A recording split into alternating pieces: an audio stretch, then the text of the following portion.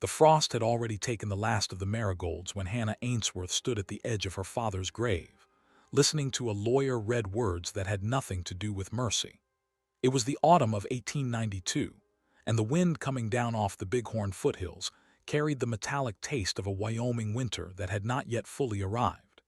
Ezra Ainsworth had spent 41 years building a modest sheep ranch out of nothing but stubbornness and a wife who never lived to see it prosper.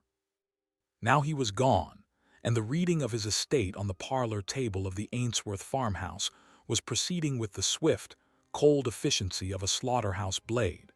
Her older brother, Rowan Ainsworth, sat at the head of the table with his hands folded like a preacher preparing a sermon. Beside him, the family attorney turned the pages of a document Hannah had never been shown, reading names and numbers in a voice that carried no music at all. When it was finished, Rowan owned the farmhouse.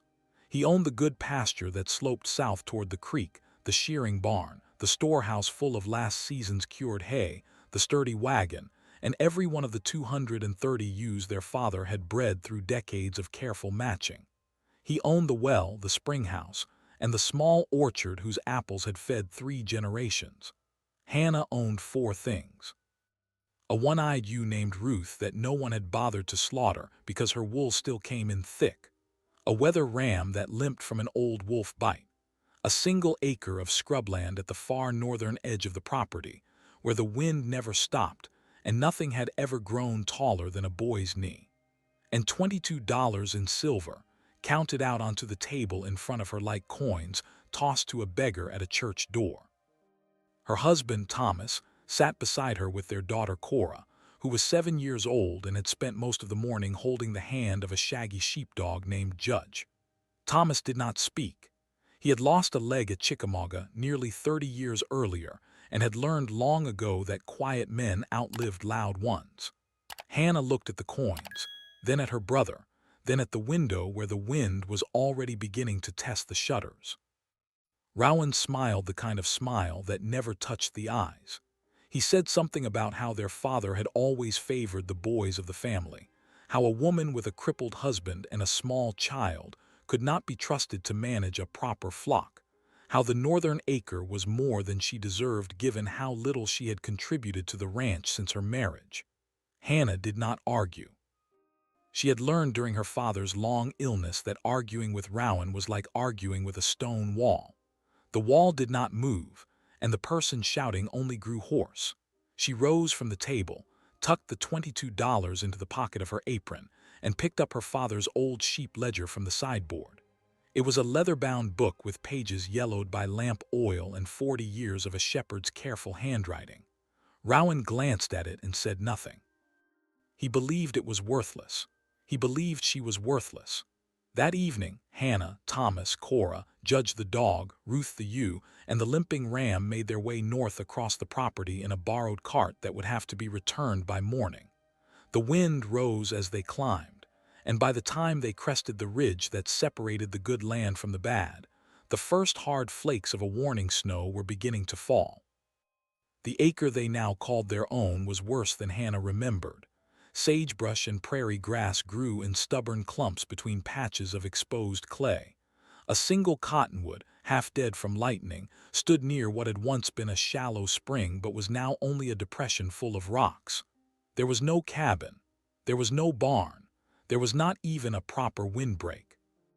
Winter, according to the almanac Thomas kept folded in his coat pocket, was less than 8 weeks away, and every man in the valley was saying it would be a hard one.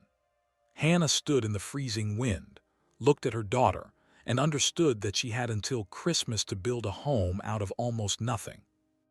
The first night on the northern acre was spent beneath the borrowed cart, with a canvas tarpaulin stretched between the wheels and a low stone wall Hannah had built in less than an hour from loose rocks pulled out of the dry spring. Thomas kept the small fire alive with sagebrush and the few sticks Cora had gathered before dark. Judge lay across the little girl's feet with his ears pointed toward the north, and Ruth the ewe pressed her warm flank against the child's back the way ewes will do when they sense something small and vulnerable in their care. Hannah did not sleep. She sat with her father's ledger open on her knees, angling the pages toward the firelight, reading the careful notes her father had made across 4 decades of watching sheep survive winters that killed cattle. The ledger was not a diary. It was a record of wool weights, breeding dates, lambing losses, and the temperatures at which certain animals had thrived or failed. But scattered through the columns of numbers were small observations that Ezra Ainsworth had written down, as a man writes down truths he does not want to forget. Wool holds warmth even when soaked. A ewe in a snowdrift lives longer than a horse in a barn. The pocket of air a fleece keeps against the skin is worth more than any coat a man can buy. Hannah read those lines twice, then 3 times, then closed the ledger and looked at Ruth sleeping beside her daughter. Morning came pale and cold. Thomas rose slowly, working the straps of his wooden leg with the practiced patience of a man who had made peace with his own body, and by sunrise he and Hannah were walking the perimeter of their acre, taking measure of what they had. It was not much, a ridge of clay hard enough to serve as a foundation, a scattering of stones large enough to build a low base wall, the half-dead cottonwood, which Thomas judged could yield perhaps a dozen useful poles if they were careful, and the wind, always the wind which came down out of the north with a steady patience that suggested it had been doing so long before humans arrived and would continue long after they left. They needed lumber. They needed nails. They needed a stove and a chimney pipe and glass for at least one window and canvas for a roof. And Hannah understood before she and Thomas had even discussed it that $22 would not buy a tenth of what a proper cabin required. That afternoon, she hitched the limping ram to a small sledge and walked the 4 miles into the settlement of Willow Creek, where the general store was owned by a widow named Margaret Doyle, who had known Ezra Ainsworth since before Hannah was born. Margaret listened to Hannah's list, added the figures on a scrap of brown paper, and looked up with an expression that carried no cruelty but also no false hope. The number at the bottom of the paper was $148. Hannah stood at the counter with the $22 in her palm and understood that she was going to have to build something that had never been built in Wyoming before. She thanked Margaret, bought a single pound of nails, a small tin of lamp oil, and a spool of heavy waxed thread, and walked home with the sledge nearly empty behind her. The wind followed her the entire way. That evening, as she sat by the small fire with her family, she pulled a tuft of Ruth's shedding fleece from where it had caught on the ewe's shoulder and held it up in the firelight. The fibers curled around themselves in 1,000 tiny loops, each one holding a pocket of still air. She rubbed the tuft between her fingers. It was warm, not merely insulating. Warm, as though the wool itself remembered the body that had grown it. She thought of the walls of her brother's farmhouse, thin planks of pine with a layer of tar paper between them, and how her father had always complained that the wind found every seam by January. She thought of the 230 ewes now sleeping in her brother's shearing barn, each carrying 6 or 8 pounds of raw wool that would be sold in spring for pennies. She thought of the ledger and the line her father had written more than once. Wool holds warmth even when soaked. Hannah looked at Thomas across the fire. She said, very quietly, that she believed she knew how to build a house. Thomas listened while Hannah drew her idea in the dirt with a piece of charred sagebrush. He did not interrupt. He had been married to her long enough to know that when Hannah's voice grew that quiet, she was not asking permission. She was thinking aloud, and she needed him to think alongside her rather than at her. The sketch she drew was strange. It showed a small rectangular cabin, perhaps 16 feet by 12, with walls drawn as double lines rather than single ones.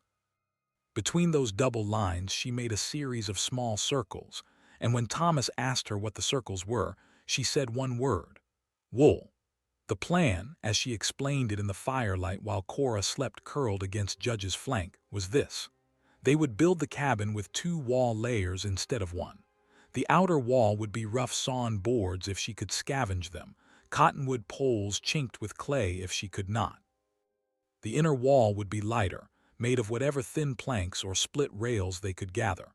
Between the 2 walls, in a cavity perhaps 8 inches deep, they would pack raw sheep's wool, not carded, not spun, not washed.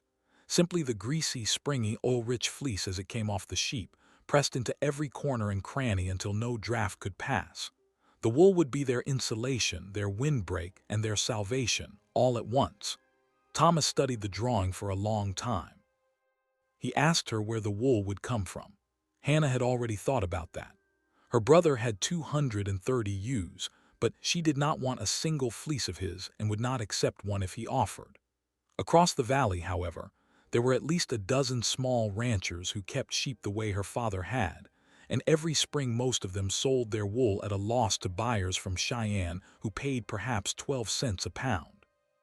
She meant to walk to every one of those ranches and offer to take the previous season's stored fleeces, the ones already sitting in barns waiting for a buyer who paid too little in exchange for labor. She would shear their sheep next spring for free. She would mend fences. She would help at lambing, whatever was needed. Thomas said it was a fair trade for a man who was short of hands going into winter. He said nothing about whether the plan itself would work.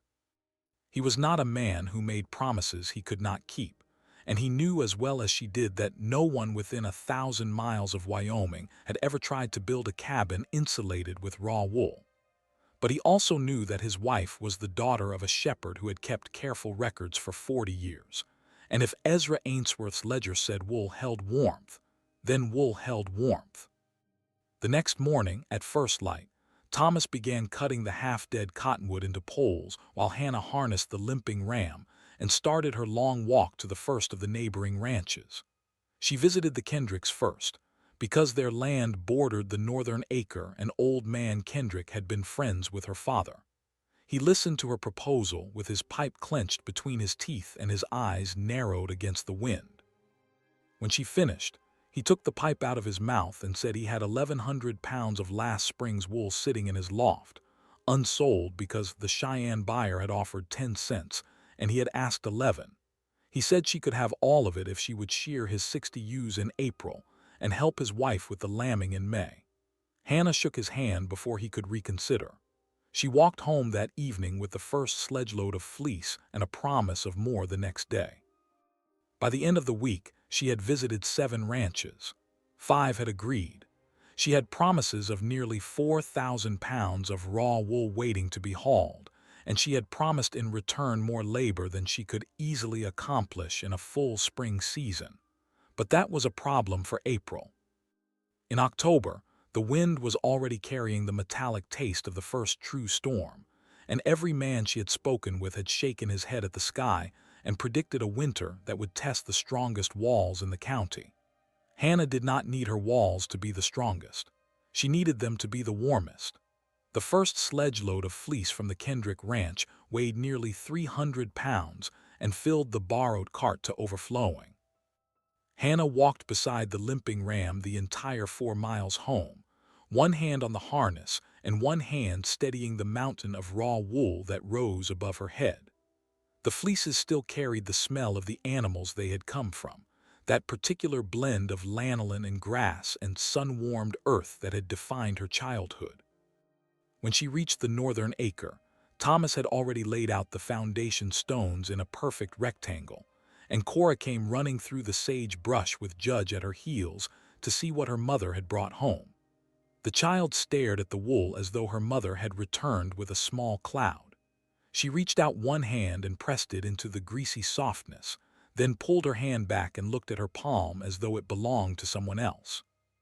Hannah told her that they were going to build a house out of that. Cora considered this for a long moment, then asked whether Ruth would still have wool if they used it all.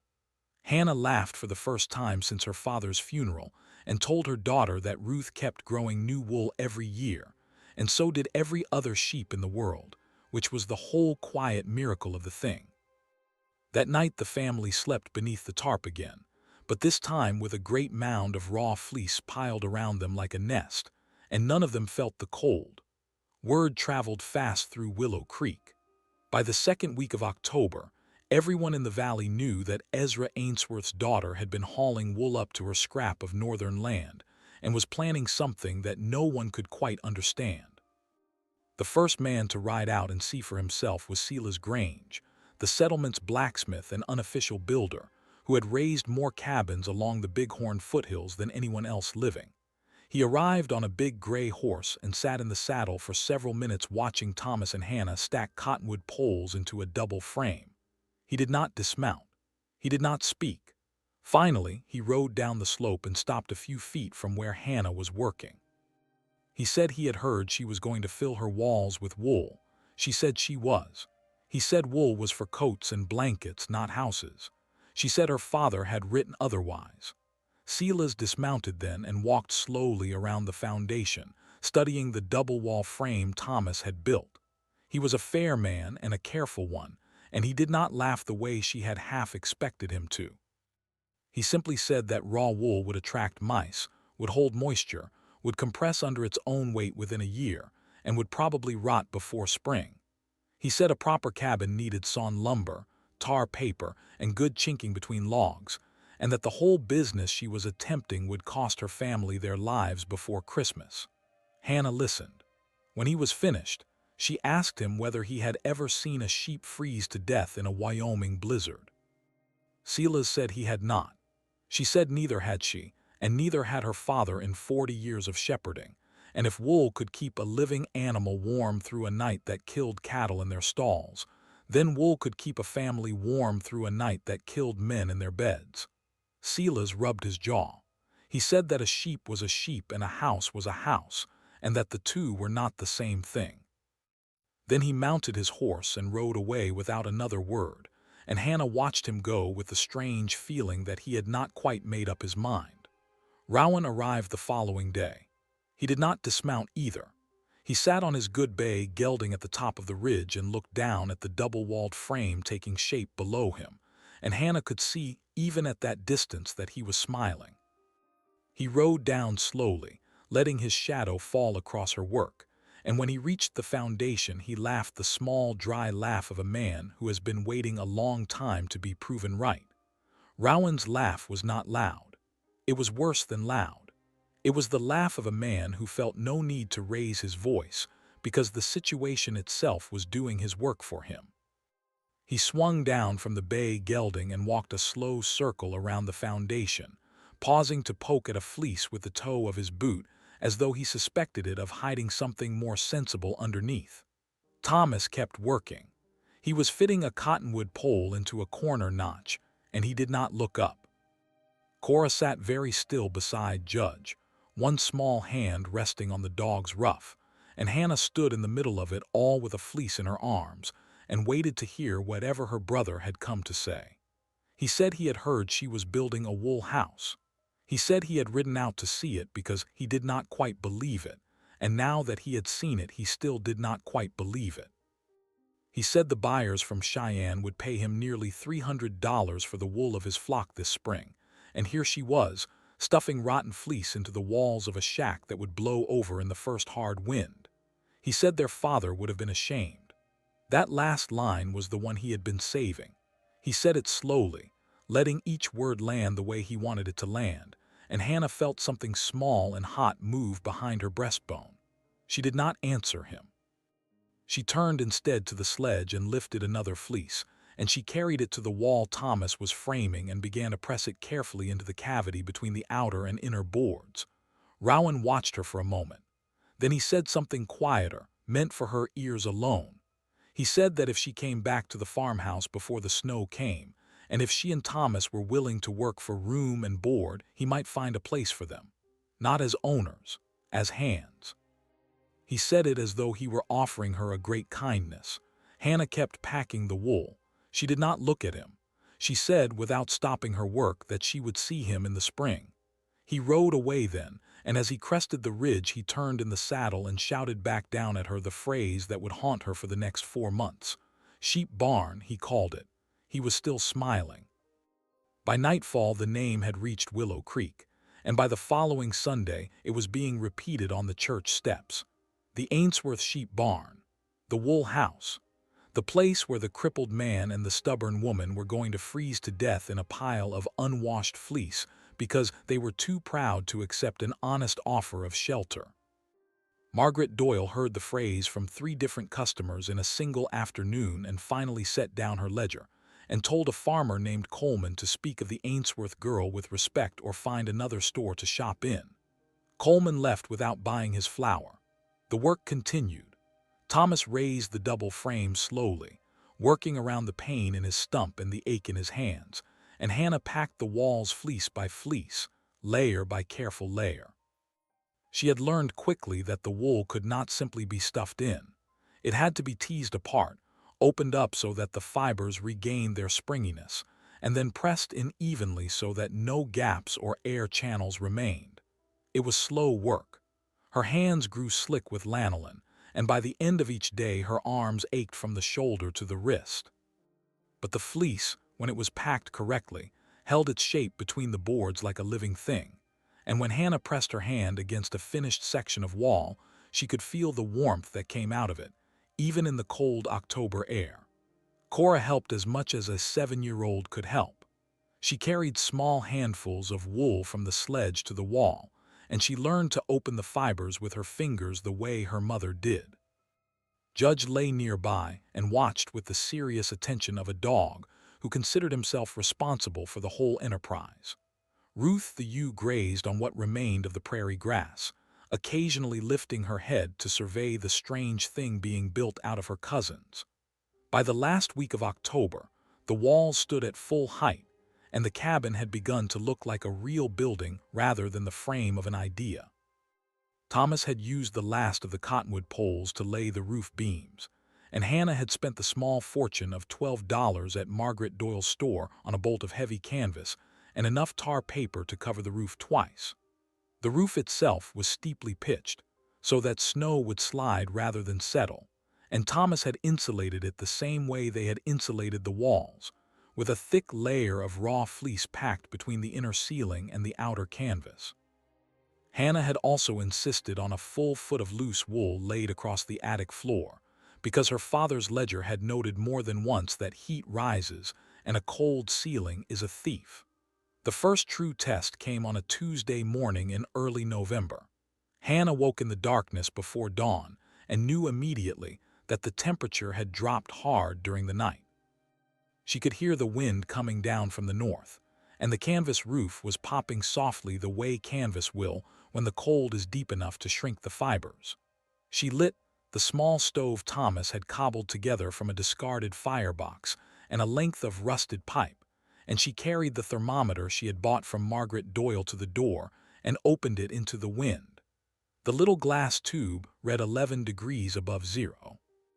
She closed the door and looked at the second thermometer she had hung on the interior wall.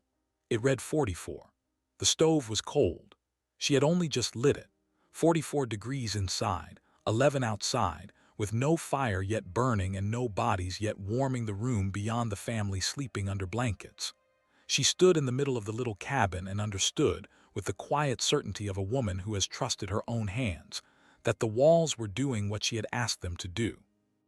She wrote the numbers into her father's ledger before she stoked the stove, and she wrote them again an hour later when the interior temperature had climbed to 61. Outside temperature, inside temperature, wind direction, fuel burned, wall condition. The habit had become a discipline, and the discipline was becoming evidence. Silas Grange rode out again that same week. He did not announce himself.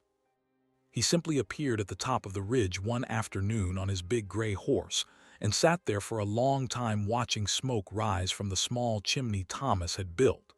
Then he rode down, dismounted without speaking, and walked directly to the north wall of the cabin. He pressed his hand against it. He held it there for perhaps 30 seconds. Then he moved to a different section of the wall and pressed his hand against that as well. He walked all the way around the cabin, testing each wall the way a man tests the flank of a horse he is thinking of buying. When he was finished, he stood with his back to the wind and looked at Hannah for a long moment. He asked if he could come inside. She opened the door. He stepped in, took off his hat, and stood in the middle of the small room breathing the warm air the way a man breathes the first spring morning after a long winter. He asked her what the ledger said. She showed him. He read the last 3 days of entries with his lips moving silently, and when he finished, he closed the book and set it back on the shelf. He said that he had built 47 cabins in his lifetime and that not one of them held heat the way hers did. He did not say she had been right. He did not say he had been wrong. He simply said that when the true cold came, and it would come, she was to send Thomas or Cora down to Willow Creek to fetch him, and he would come up and help her defend the building against whatever the winter threw at it. Then he put his hat back on, walked out, mounted his horse, and rode away without another word. Hannah watched him go. She did not smile. She simply turned back to the ledger and wrote down the date, and beside it, in her father's careful hand, the word Sela's Grange came, and did not laugh. November brought its first real snow in the second week, a slow, patient storm that lasted 3 days and buried the sagebrush to the height of a child's knee. The cabin held. Hannah kept the ledger open on a shelf near the stove and wrote her measurements twice a day, morning and evening, watching the columns of numbers grow into a slow, quiet argument no one in Willow Creek was yet ready to hear. Outside temperatures dropped into the single digits and stayed there. Inside temperatures held above 50 even when the stove was banked low for the night. Fuel consumption, she noted with a small hard satisfaction, was less than half what her father had recorded during comparable weeks at the old farmhouse. Reverend Ashcombe came out to visit on the second Sunday of the month. He was a soft-voiced man of about 60 who had been the minister at the Willow Creek Chapel since before Hannah was born, and he had baptized her and Cora, and would have baptized Thomas as well if Thomas had asked for it, which he never had. The Reverend arrived on foot, walking the 4 miles from town with a small sack of dried apples for Cora and a jar of Margaret Doyle's honey for the family. He stood outside the cabin for a long minute before he knocked, looking at the strange little building with its double walls and its steep canvas roof, and when Hannah opened the door he stepped inside and stopped just past the threshold. He did not speak for a while. He simply stood in the warm air with his hat in his hands and looked at the ledger on the shelf and at Cora sitting beside the stove with Judge and Ruth arranged around her like the 2 most patient guardians in the world. Finally, he said that he had come to speak with her about her brother. Hannah offered him tea. He accepted. He sat at the small table Thomas had built from the last scraps of the cottonwood, and he wrapped his hands around the warm cup, and he began to speak in the careful way of a man who has been asked to carry a message he did not entirely wish to carry. He said Rowan was troubled. He said Rowan had come to him after the estate reading, and had spoken about how the division of the property had followed their father's spoken wishes, and how a woman with a small child should not be expected to survive a Wyoming winter on scrubland, and how the family's reputation in Willow Creek would suffer if the Ainsworth girl were found frozen in a pile of wool by the spring thaw. He said Rowan had asked him to speak with Hannah about accepting the offer of shelter. He said Rowan had suggested that if Hannah signed over her acre and her $22, Rowan would take her family in his hands until they could establish themselves elsewhere. Hannah listened without interrupting. When the Reverend was finished, she asked him a single question. She asked him whether he had ever read the will. Reverend Ashcombe looked into his tea for a long time. He said he had not. She asked him whether he had ever spoken with the family attorney about the will. He said he had not. She asked him whether he knew that her father's ledger, sitting on the shelf just above his head, contained on its final page a handwritten note in her father's own hand, dated 3 weeks before his death, in which Ezra Ainsworth had recorded his intention to leave the northern acre to Hannah, along with a portion of the wool clip sufficient to establish her family independently. She asked him whether he knew that no such wool clip had been mentioned at the estate reading. The Reverend set down his tea. He looked at her for a long moment. He asked, very quietly, whether she had shown that page to anyone. She said she had not. She said she had not because she was a woman without money and her brother was a man with 230 ewes and the sympathy of every man in town, and a scrap of handwriting in a shepherd's ledger would not have moved a single lawyer to action. But she said, with the ledger open on the shelf and the cabin warm around them and the snow patient outside, that she was writing a different kind of record now. Reverend Ashcombe left that afternoon with the empty teacup washed and set carefully back on its shelf, and with something in his face that had not been there when he arrived. He did not promise Hannah anything. He did not need to. She had watched his eyes settle on the ledger 3 times during their conversation, and she had watched his hand pause just above it when he stood to leave, and she understood that he was a man who had spent 40 years listening to confessions he was not permitted to repeat, and had learned to carry weight without complaint. He walked back down the ridge toward Willow Creek in the failing light, and by the time he reached the chapel, the wind out of the north had begun to sharpen. December came in cold and stayed cold. The valley settled into the long quiet that Wyoming winters bring, the kind of quiet in which sound travels farther than it should, and every distant cough of a rifle or bark of a dog carries across the frozen land like a signal fire. Hannah's ledger filled up faster than she had expected. Outside temperatures dropped to 0 and then below. Inside temperatures held. On the coldest morning of the month, with the outside thermometer reading 17 below and the wind blowing steadily out of the north, the interior of the cabin measured 58 degrees at dawn, with the stove burning only a small handful of dried sage and a single split cottonwood log. Thomas read the number twice to be sure. He wrote it down himself, in his own crooked hand, beneath Hannah's careful entry. Word of the numbers began to travel. It traveled first through Sela's Grange, who came out twice a week now, and had begun to bring other men with him. A rancher named Elias Vance came up from the southern end of the valley to press his hand against the wall and stand in the warm center of the room with his mouth slightly open. A carpenter's apprentice from Sheridan rode 30 miles to see the cabin, and rode back with a small sample of raw fleece wrapped in a scrap of oilcloth. Margaret Doyle closed the store one afternoon and walked the 4 miles herself, and when she stood inside and felt the warm air, she said only that Ezra Ainsworth had raised a stubborn daughter, and that stubbornness, in some hands, became something better than pride. Rowan did not come. He heard the reports through his hired men, and through the wives of his hired men, and through the small quiet channels by which news moves in a settlement of 200 souls. He did not visit. He did not send word, but the small dry laugh that had once followed the phrase sheep barn through the streets of Willow Creek had begun to thin out, and by the middle of December it was mostly gone. The storm arrived on the 21st of January.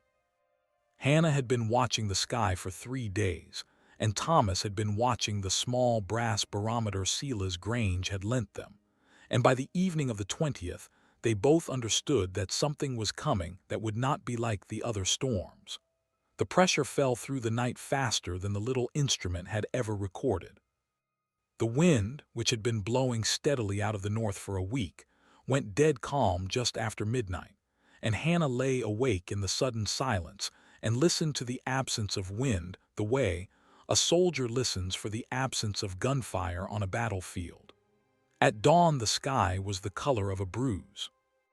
By noon the first flakes were falling, and by 3 in the afternoon the wind had returned from the north with a force that made the double walls of the cabin creak in a way they had not creaked before. The temperature outside dropped past 20 below before sunset. Hannah stoked the stove. She checked the door seals Thomas had lined with strips of oiled canvas. She checked the wool packed around the small window frame. She checked Cora, who was reading a book by the stove with Judge across her feet and Ruth asleep in her small corner near the door. Then she sat down at the table with the ledger open in front of her and she began to write. The wind hammered the north wall. The wall held. The storm lasted 4 days. On the second night, well past midnight, Judge came off the floor with a low growl and stood facing the door with his ears forward and his back stiff. Hannah was awake within seconds. She had learned during her first winter in the cabin that Judge did not growl at wind. Thomas fumbled for the lantern. Hannah put on her coat over her nightclothes and stood beside the door with her hand on the latch, listening. Beneath the endless roar of the wind, she heard a sound that did not belong to it, a human sound. A voice, or the fragment of one, carried thin and broken across the drifts. She opened the door. The cold that came through was not weather. It was a physical presence, a wall of blackness so absolute that for a moment she could see nothing at all beyond the small circle of the lantern. Then the shape resolved itself. A man on foot, staggering, his coat white with ice and his beard frozen to his chest. Behind him, held against his side, was a smaller shape wrapped in a blanket that had gone stiff as sheet metal. Sila's Grange had walked 4 miles through a storm that was killing cattle in their stalls, and he was carrying his 6-year-old grandson. Hannah pulled them inside. Thomas already had his belt off and was cutting the boy free of the frozen blanket. The child was breathing but barely. His lips were the color of a bruise, and his small hands, when Hannah pulled off the mittens, were white as candle wax. Silas himself could not speak.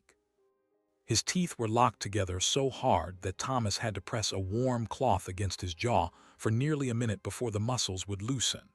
When he could finally form words, he said only that his cabin roof had gone in the second night, that his daughter and son-in-law had ridden for the Kendrick place with the 2 older children, and that he had taken the youngest and walked because he judged the wool house closer and warmer than anywhere else on the valley floor.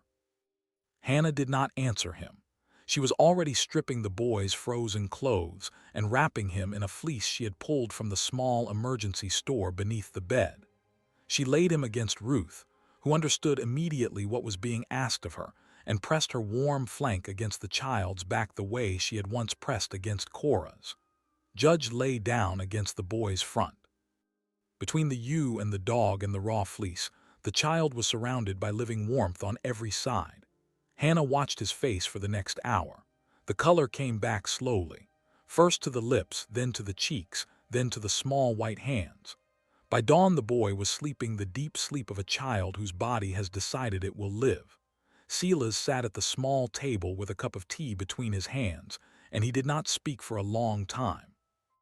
When he finally spoke, he said that he had built 47 cabins in his lifetime, and that his own had not lasted the second night of this storm, and that the one he had walked to through the dark was the warmest building he had ever set foot in.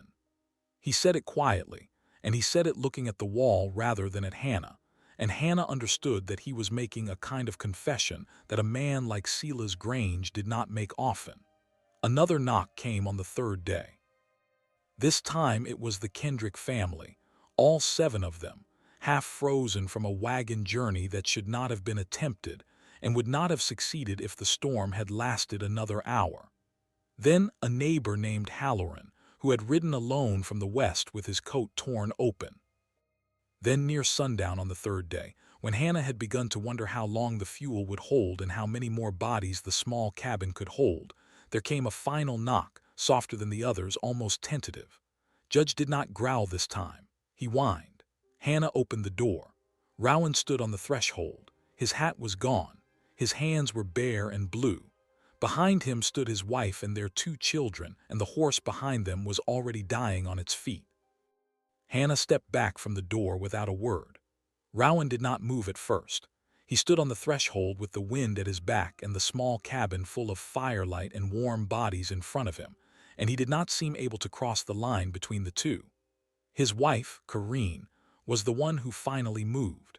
She guided the 2 children past him into the room, and only then did Rowan step across, and only then did Thomas close the door behind him and shut out the storm. The farmhouse, Rowan said, had begun to fail in the second night. The stove could not keep up with the drafts through the plank walls. Ice had formed on the inside of the windows, and then on the inside of the doors, and then on the walls themselves. He had ridden for the Kendrick place first and found it abandoned. He had ridden for Willow Creek and turned back when the horse could go no further. He had come, at last, to the only building in the valley he had heard was still holding heat. He said the last part looking at the floor. He did not ask for shelter. He did not need to. Hannah handed him a cup of tea. She said nothing about the estate reading. She said nothing about the wool clip her father had promised her in the ledger. She said nothing about the Fray's sheep barn, which had followed her through the streets of Willow Creek for 4 months and had died somewhere in the drifts of the last 3 days. She simply gave her brother a cup of tea and a place near the stove and a fleece to wrap around his younger child, and she went back to her ledger and wrote down the hour and the number of souls now under her roof. 14. 2 dogs, 1 ewe. 1 limping ram brought in from the small linta behind the cabin because even the linta had begun to fail. The storm ended on the morning of the 25th. Hannah opened the door to a world that had been rewritten in white. Fences were gone. Barns were half buried. Somewhere on the valley floor, a chimney rose out of a drift, and beyond it another, and beyond that only the pale, unbroken curve of the land. The outside thermometer read 31 below. Inside the cabin, with 14 bodies and a small stove and walls packed with the fleece of sheep her neighbors had once been willing to sell for 10 cents a pound, the interior thermometer read 52. The valley counted its losses over the following weeks. 7 people had died in outlying homesteads. 19 head of cattle had frozen standing up in the Vance pasture. 2 full cabins had come apart under the weight of snow and wind. The Ainsworth farmhouse itself, Rowan's inheritance, had cracked along the north wall and would need to be rebuilt from the sill up. Nothing on Hannah's northern acre needed rebuilding. The double walls had held. The wool had held. The ledger had held. By March, men were riding out to the cabin who had never spoken to Hannah before. They asked about the double wall construction. They asked about the tar paper and the canvas and the pitch of the roof. Mostly they asked about the wool. Hannah showed them. She showed them how to tease the fibers open before packing. She showed them how to layer the fleece so that no gaps remained. She showed them the pages of the ledger, and she read them aloud the lines her father had written across 40 years of watching sheep survive the winters that killed cattle. Rowan came back in April after the thaw. He did not come to reclaim anything. He came to ask his sister to shear his flock. He said he would pay her a fair wage. He said he would give her the wool from the ewes she chose. He said it looking at the ground, and Hannah, who had learned by then that some victories arrive quietly and require no witnesses, told him she would come the following Tuesday and would bring Thomas with her. That evening she sat in the small cabin with the ledger open in her lap, and the last light of the day coming in through the small window Thomas had built. She wrote the date. Beside it she wrote a single line in her father's hand, or as close to it as she could manage. The walls held. The family lived. The winter has passed. She closed the book. Judge sighed beside the stove. Cora slept in her corner with Ruth pressed against her back. Thomas was mending harness by the lamp. Outside, somewhere in the sagebrush, the first meadowlark of the spring was singing.